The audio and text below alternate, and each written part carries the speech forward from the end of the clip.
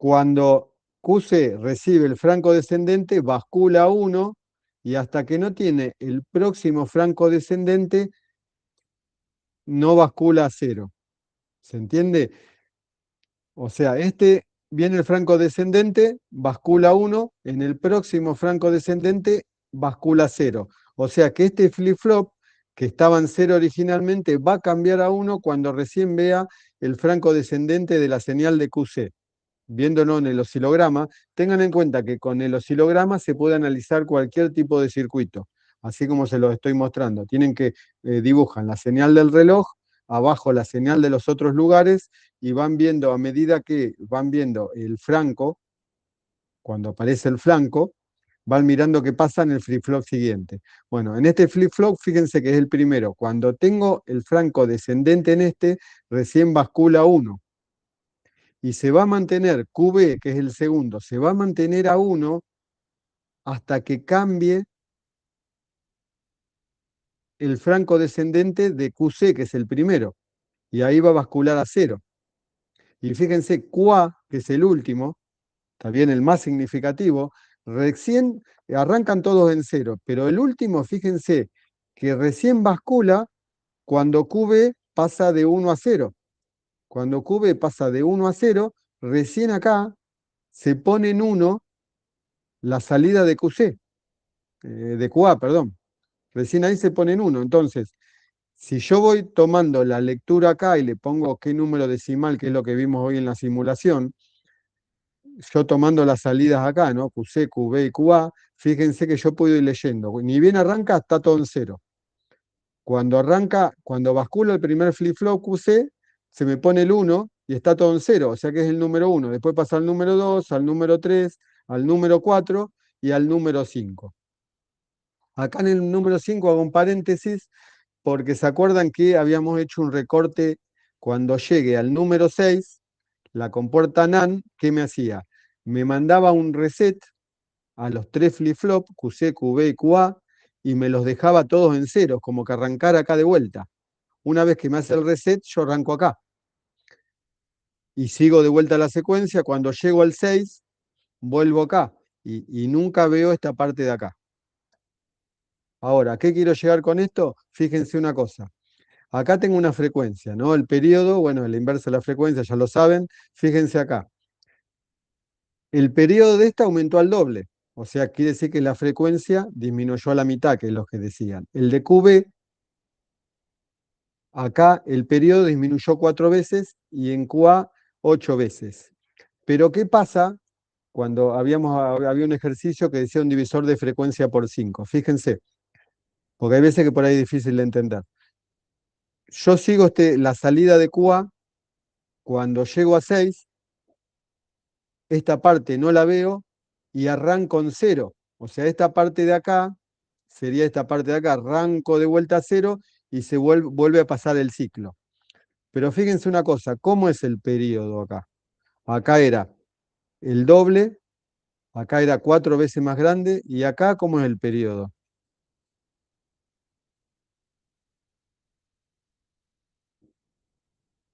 ¿Entienden? Cuando llega a 5 hace el 0, pero fíjense, el que se repite es desde acá hasta acá. Esto es lo que se repite, ¿no es cierto? Desde acá hasta acá. Ah, es un quinto, ¿no? Claro, Entiendo. es un quinto. ¿Se entiende que dividió Claro. la frecuencia por 5? Si acá la Sí, dividía sí. por 8 y acá por 4, acá la está dividiendo por 5. Ahora, la forma de onda que yo tengo no es simétrica. Pero a mí lo que me Claro, importaba era un divisor de frecuencia por 5. ahí está. O sea, Fíjense que está bien lo que apunta Diego. Fíjense que el duty cycle aunque la frecuencia está dividida por 5. Es correcto eso. Ustedes dividieron la frecuencia de esa onda está dividida por 5, pero los duty cycle, ¿se acuerdan que el duty cycle, a veces alguno se acuerda, o ciclo de trabajo en español? ¿Qué es el ciclo de trabajo de la onda? De a uno, no se peleen, es cuánto tiempo está en estado alto con respecto al tiempo total.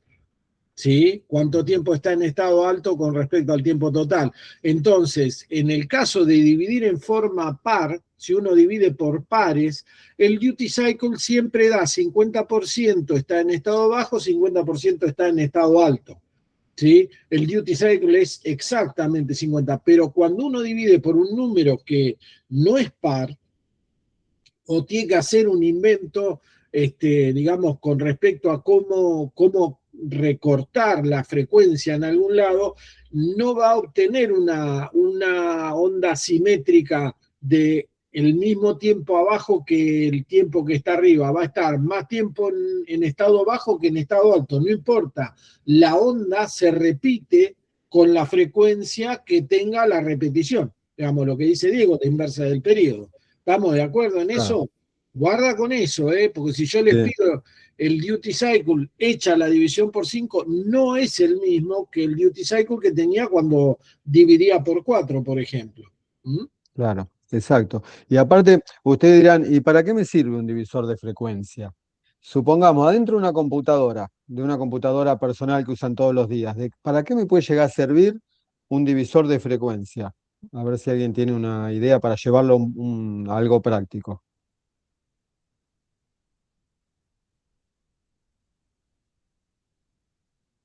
De a uno, ¿eh? No, yo, la verdad que ni idea, profe. No, Bueno, está no se me bien, ocurre. perfecto. Bueno, la idea es, vos en la computadora tenés el procesador principal que trabaja a determinadas frecuencias, ¿está bien?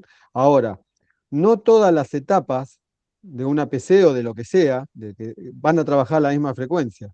¿Se entiende? Por ahí hay cosas que van a trabajar o sea, a máxima frecuencia y por ahí, supongamos, vos en algún momento necesitas bajar 5 veces el valor de la frecuencia, o sea, la frecuencia. No vas a poner otro oscilador. Claro, ¿Entendés? O sea, directamente lo que haces es trabajar con la frecuencia del clock principal, que es lo que sincroniza todo, y a través de un divisor de frecuencia, vos lo llevás a la frecuencia que vos quieras.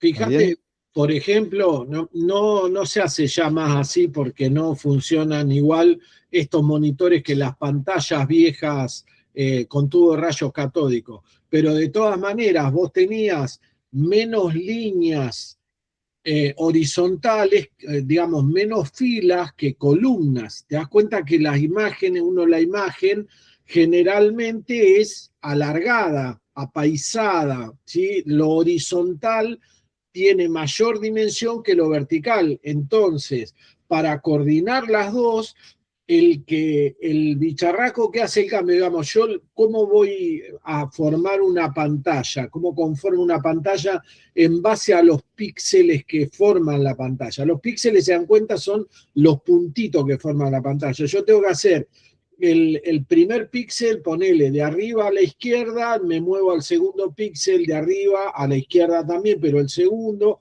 después al tercero, al cuarto, al quinto, así. Y después que llego al final, al lado derecho, ahí tengo que cambiar de línea, pero tiene que estar coordinado con el hecho de que la bajada de línea tiene que estar esperando que termine de dibujar todos los puntitos en horizontal, salta a la siguiente, lleva el cursor a la izquierda y empieza a dibujar otra vez. ¿Estamos? Entonces, eso se tiene que coordinar. Si yo tengo lo que decía Diego, tengo que coordinar la velocidad con un periférico más lento. Por ejemplo, la impresora, que anda, o una impresora 3D, no solo la impresora de tinta, cualquier cosa que imprima, resulta siempre mucho más lento que algo que ilumina, como es el monitor, por supuesto, porque hay que irlo esperando. Entonces, ¿qué hago? Tengo que ponerle un contador. No es lo mismo dibujar la pantalla en el monitor que dibujar la pantalla en la impresora. Dibujar la pantalla en la impresora lleva mucho más tiempo. Entonces tengo que bajarle. Hace lo mismo, recorre, ¿sí? De izquierda a derecha, cambia de línea, vuelve a empezar. Puede ser que haga lo mismo, digo, pero lo hace a una velocidad mucho más lenta porque tiene que ir imprimiendo, tiene que ir marcando con tinta cada punto de ese recorrido que tiene que hacer, y eso le va a llevar tiempo. Ahí tengo que bajar la frecuencia y la tengo que bajar de forma coordinada con la máxima velocidad que soporte el aparato ese. Si yo se lo mando a una impresora 3D, por ejemplo, que tiene que tirar el material caliente y tiene que esperar que se seque, porque si no, no puede seguir, porque se chorrea todo. Entonces, en ese caso, también hay que manejar la velocidad coordinadamente. Y eso se hace 1000 veces en todo. Con la entrada de la cámara, que tiene que ser más rápido que, por ejemplo, la entrada del teclado, que con la entrada de lo que sea por ejemplo, por medios eléctricos, a lo que sea por medios ópticos, etcétera, etcétera, va a tener que coordinar frecuencia. Entonces ahí voy a tener que usar siempre adentro de mi computadora divisores de frecuencia para ajustar las velocidades de los periféricos y que se puedan comunicar perfecto, ¿sí?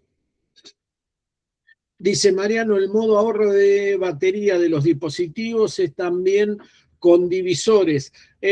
No, eso ahí usa contadores. Digamos, el ahorro de batería lo que hace es, vos le decís, bueno, si ves que no se mueve el mouse, por ejemplo, inicia un conteo. Entonces, se queda quieto el mouse, el tipo empieza 1, 2, 3, 4, lo moviste, chup, a 0.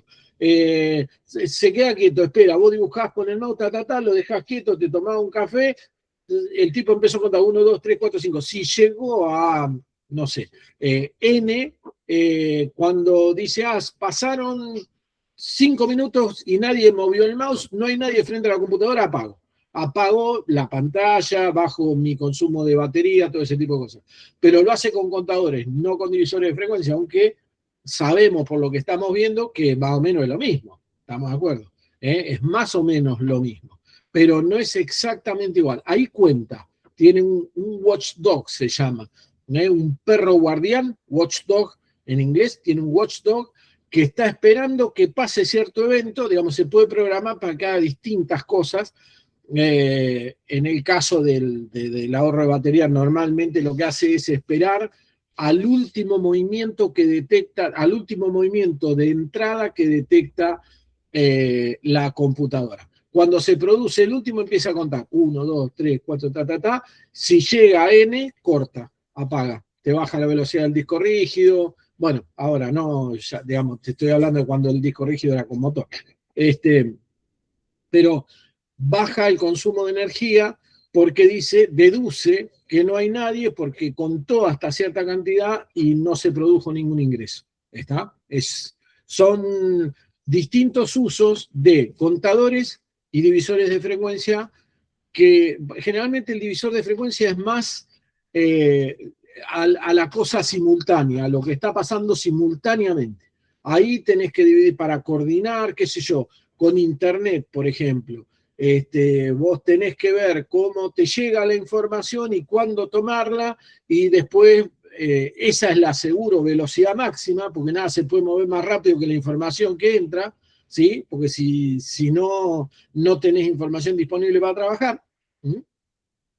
Entonces, de ahí para abajo empezás a dividir frecuencias para comunicarle a todos los aparatos de la computadora que, no sé, hay que hacer un ruido, por ejemplo, para reproducir la voz del profesor que está hablando.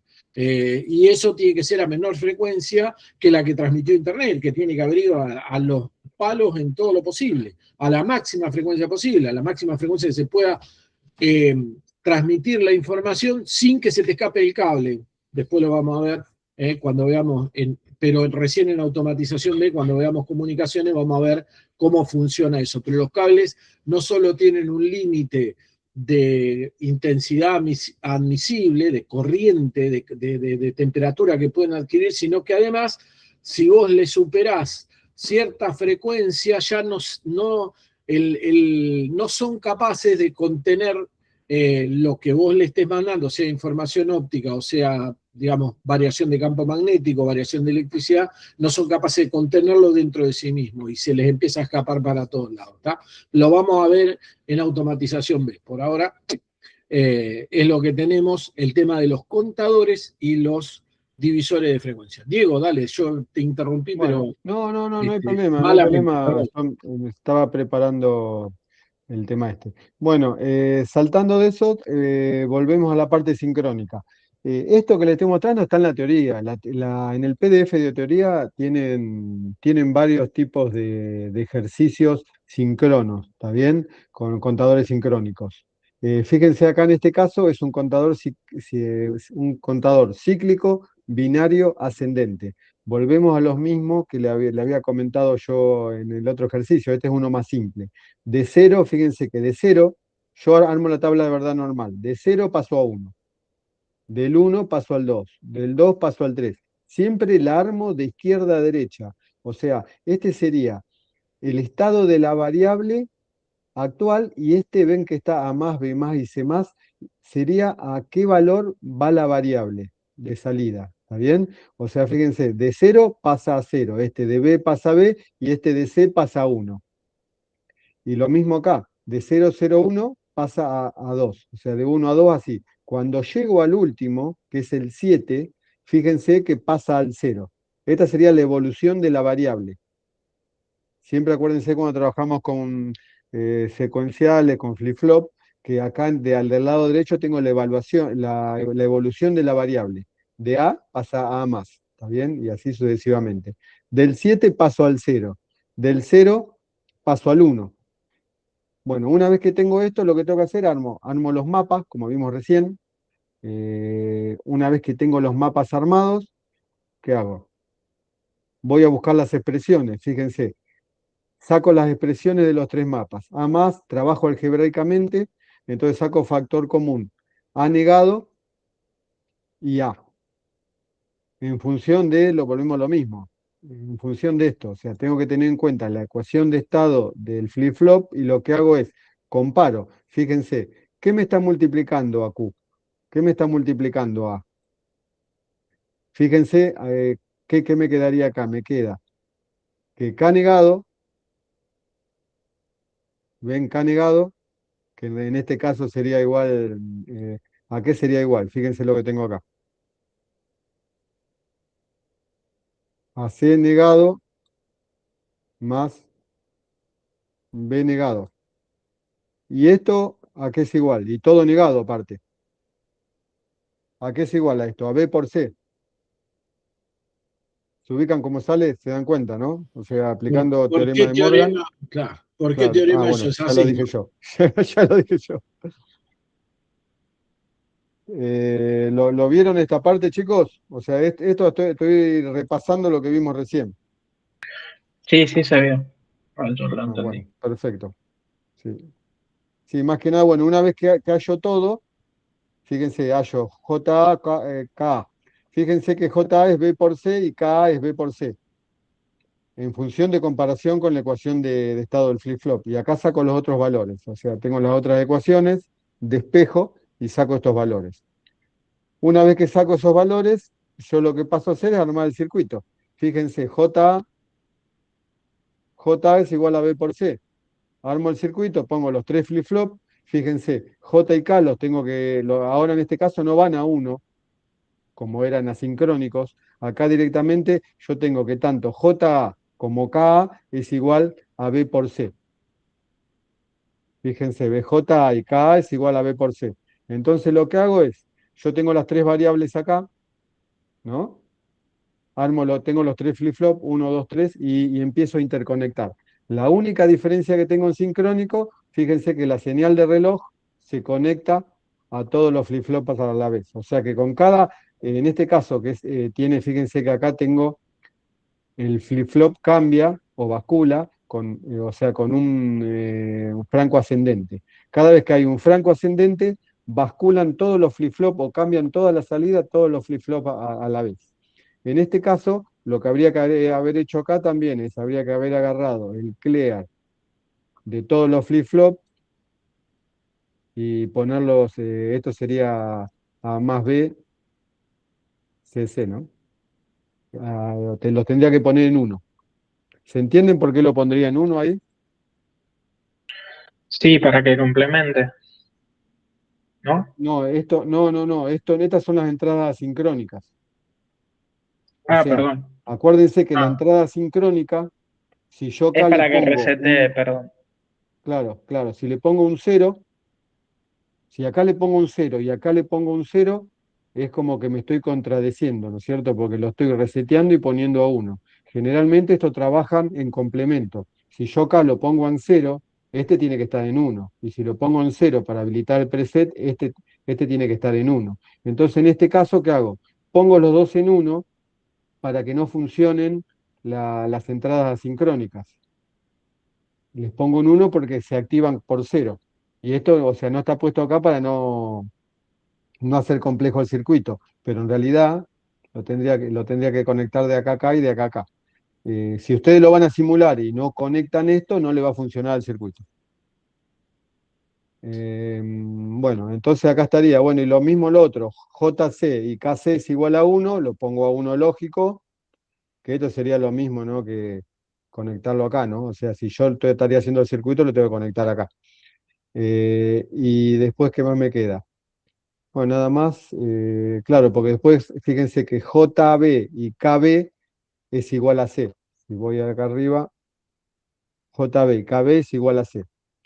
Este mismo circuito que está ahí, acá lo tengo simulado. No es la misma resolución, es una resolución más compleja. No está, lo que tiene esto que no está simplificado, pero quería mostrarle cómo funciona, básicamente. O sea, este sería el circuito si yo no simplifico. Si trabajo con las expresiones directamente como las saco directamente de la tabla de verdad, tendría que armar todo esto. Ahora, si yo lo simplifico a través de la tabla de verdad, me quedan expresiones más simples. Porque más simple que las que serían si lo saco directamente de la tabla de verdad. Pero fíjense que acá está funcionando, lo que hago es lo mismo. Le pongo el reloj, alimento el circuito, armo la circuitería y me está contando si lo enciendo, me cuenta ahí arrancó, de 0 a 9.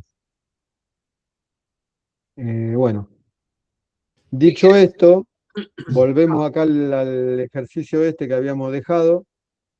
Bueno, una vez que hallo todos los términos, lo que tengo que hacer es armar el circuito. Para armar este circuito, a ver dónde lo tengo.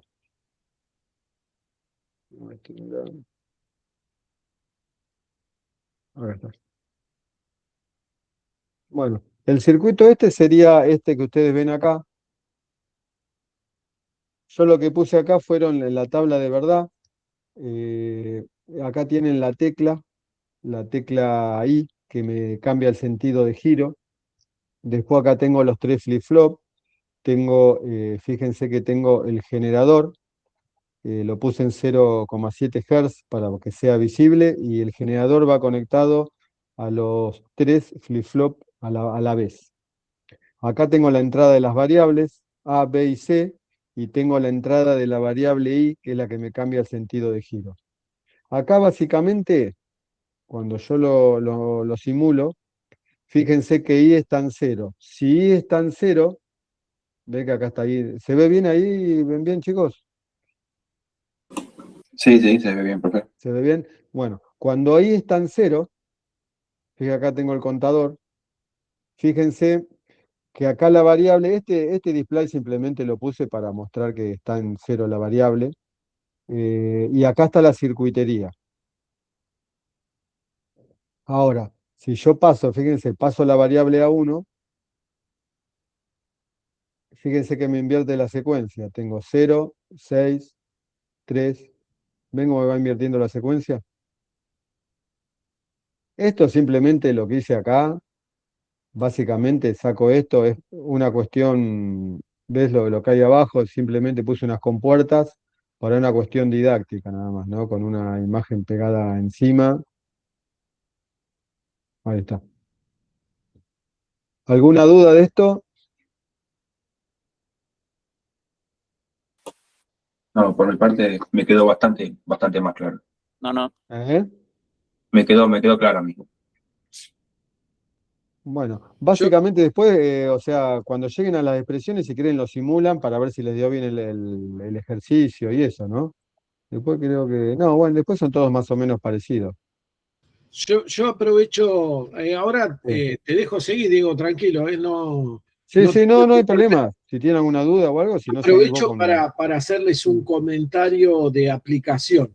Esto que ustedes están viendo sirve, aunque parezca que no sirve para nada, porque uno tiene la sensación de que, ¿para qué quiero yo un contador, en definitiva? O sea, ¿para qué usarían un contador? Bueno, qué sé yo. Hay varias cosas para las cuales lo podríamos usar para contar goles en un partido de fútbol o doble en un partido de básquet, que yo, de hecho ha habido proyectos de eso que se hacían para contar de a dos cada vez que se aprieta, contar de a dos o contar de a dos o de a tres, por ejemplo, para el básquet, entonces, y descontar de a uno, de a dos, qué sé yo, que existiera esa posibilidad, entonces uno podía contar apretando un botón, podía contar de uno en uno, apretando el otro, el equipo metía un doble, apretaba otro botón y contaba dos, o contaba tres y metía un triple. Para distintos deportes se podría usar, por ejemplo, si uno quiere, pero una aplicación muy poco previsible, si a uno no se lo comentan, es que los contadores y los divisores de frecuencia y todas esas cosas, pero los contadores sirven para generar un voltímetro, sirven para hacer los voltímetros electrónicos. ¿Por qué? Ya vieron una pregunta, ¿vieron en Electro B algo de transitorios? ¿O todavía no? Sí, estamos con ese tema justo. Están con ese tema, el transitorio de un capacitor, básicamente me interesa esto, la carga y descarga de un capacitor, ¿la vieron? Sí. Maravilloso, entonces van a entender esto que yo les voy a explicar muy sencillamente. ¿Cómo funciona un voltímetro digital? Los voltímetros viejos, los que eran con imán permanente y bobina móvil, los viejos elementos esos de aguja, usan un efecto electromagnético, una relación entre cuplas, digamos, entre un resorte espiral, etcétera, etcétera, para medir tensiones. Pero ¿cómo lo hacen los aparatos electrónicos? El aparato electrónico usa ese fenómeno de carga y descarga del capacitor. Lo que hace el aparato electrónico, el voltímetro electrónico y todos los elementos electrónicos son fundamentalmente voltímetro y después convertimos la magnitud, ¿sí? O sea, primero medimos alguna tensión en algún lado. Fíjense que si ustedes miden tensión sobre una resistencia, saben la corriente. Es inmediato eso, ¿se entiende? ¿Cómo lo hacen? Internamente tienen un puente RC.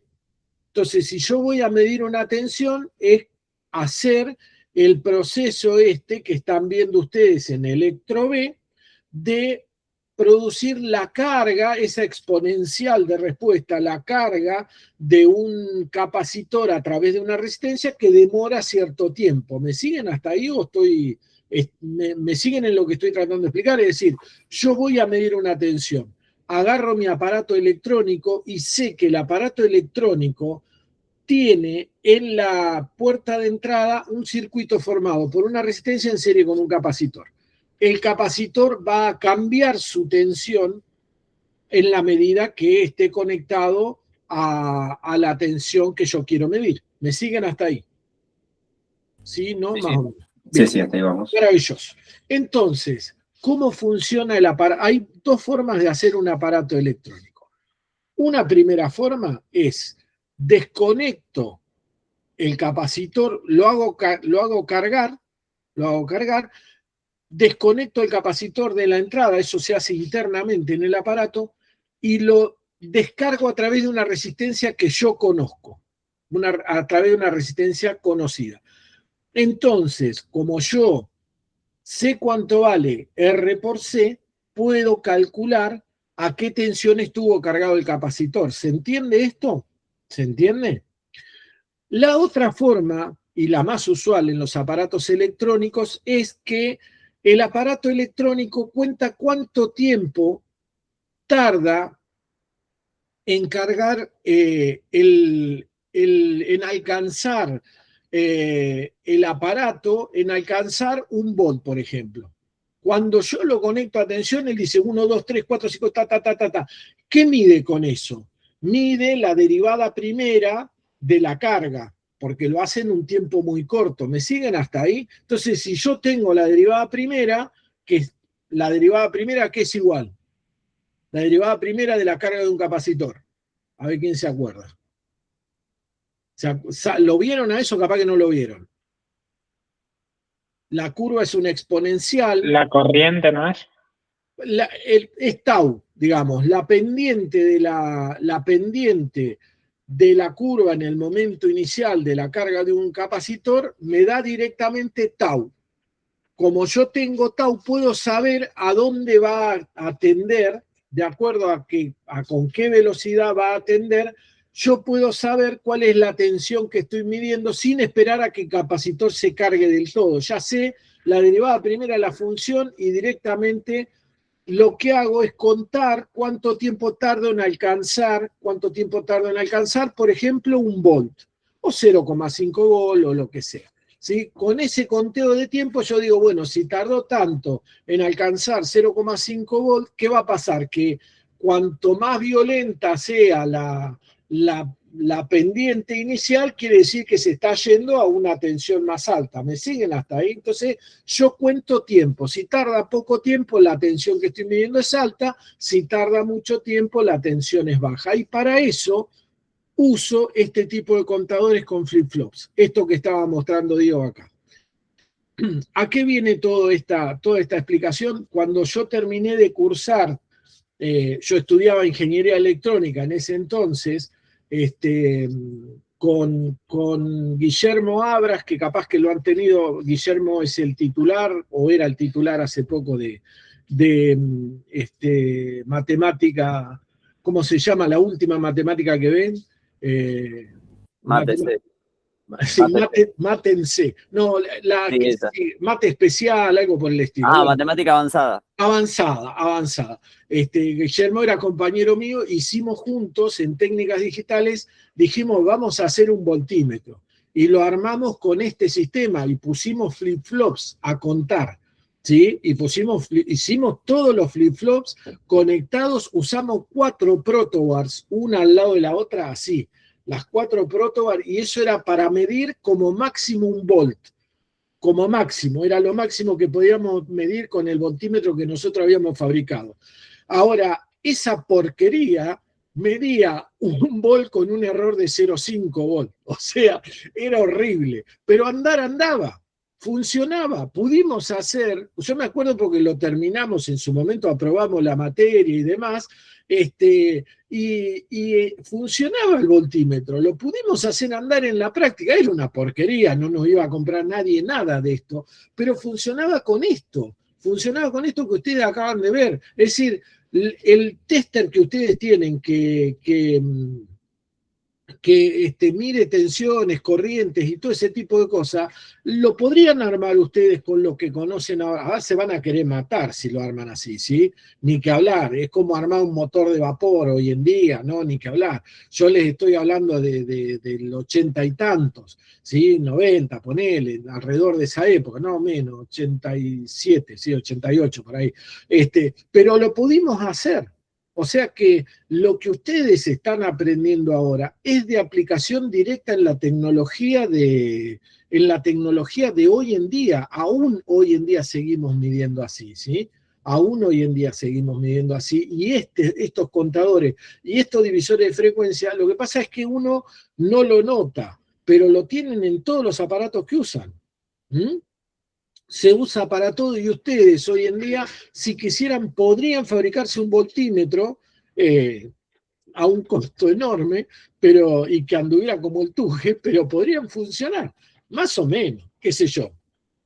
Mediría una tensión malamente, pero mediría, y lo pueden hacer andar. Y les va a servir después para explicar, cuando vean medidas eléctricas, por qué tienen un error de tanto o un error de tanto, y en qué parte de la escala miden más o miden menos. Así que sirve, ¿sí? Todo esto. Apréndanlo, porque créanme que sirve inmediatamente. ¿Sí? Sirve inmediatamente. Bueno, eso quería comentar porque me acuerdo siempre esa anécdota. Era horrible el voltímetro. Aparte, andaba la mitad del tiempo, la otra mitad se te aflojaban los cables porque estaban hechos en proto, era una merda que no tenía nombre, pero aprendimos un montón, y con un solo proyecto. Así que espero que ustedes, con el proyecto que vayan a hacer, aprendan al menos tanto como lo que aprendimos nosotros en su momento. Perdón, Diego, yo metí el comentario porque me acordé, porque lo padecí ese voltímetro, fue horrible.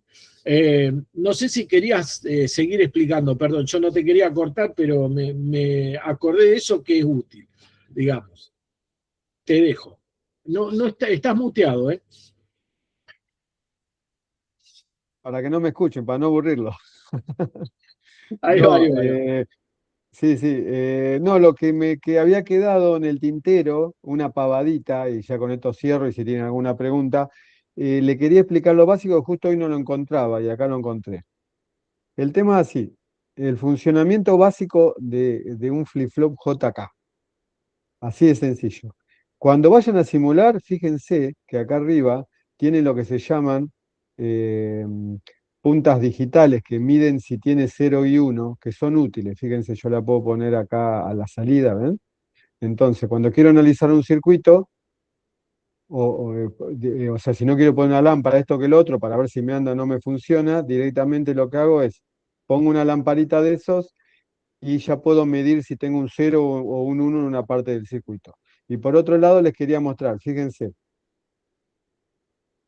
lo que les quería mostrar es esto. Fíjense que con esta tecla yo pongo un 1 o un 0, ¿no es cierto? Fíjense que la tengo conectada, le doy un 1, un 0 lógico. Entonces, fíjense, acá tengo un 1. Cuando paso un 0, cuando paso a 0, fíjense que me bascula el flip-flop. ¿Ven? La entrada, cuando la entrada A se pone en 0, la entrada Q se pone en 0, la Q negada se niega, ¿no es cierto? La salida. No, básicamente, y después si le pongo el oscilador, bueno, es lo que ya vieron hasta el momento, ¿no? Fíjense, cuando pasa a 0, si lo ven, ¿ven? Cuando pasa a 0 la entrada, fíjense cómo bascula el relé. ¿Ven? Ahora, si yo lo que hago es pauso esto, fíjense otra pavadita más. A ver. Lo tengo en 0. Fíjense que lo que yo hice, le saqué el 1 lógico a la que es la parte de set.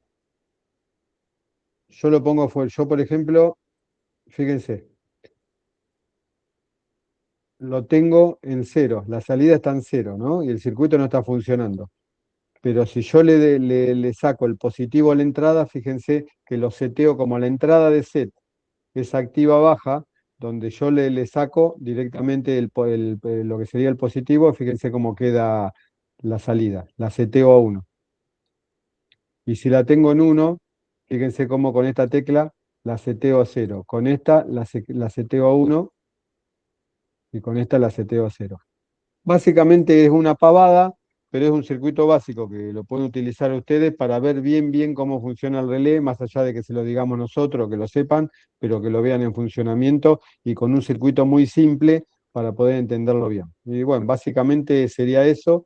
No sé si les quedó alguna consulta de esto, o si no sigue Gustavo les va a comentar un poco de Arduino, ¿no, Gustavo? No sé Sí, si sí, tenemos una horita más disponible. Igualmente ya estamos en tiempo de hacer una pausa, así que yo preferiría que si tienen alguna duda de secuenciales se la pregunten a Diego, ya que estamos, y si no, hacemos la pausa y después,